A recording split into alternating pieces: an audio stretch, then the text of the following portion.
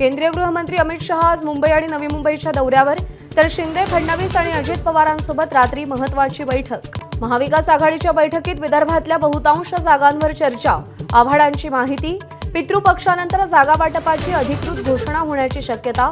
आज पुन्हा बैठक। आजपासून काँग्रेसच्या इच्छुक उमेदवारांच्या मुलाखती, पृथ्वीराज चव्हाण, प्रणिती शिंदे, सतेज पाटील, अमित देशमुखांसह इतर नेत्यांवर उमेदवार निवडीची जबाबदारी। पुण्यातल्या कात्रज कोंढवा रस्त्यावर लक्ष्मण हाके आणि मराठा आंदोलकांमध्ये वाद, हाकेंनी मद्यप्राशन करून वाद घातल्याचा मराठा आंदोलकांचा दावा, तर वैद्यकीय अहवालात हाकेंना क्लीन चिट। आरोपांची शहानिशा पोलीस करतील, पण आपल्याला जीवे मारण्याचा प्रयत्न करण्यात आला।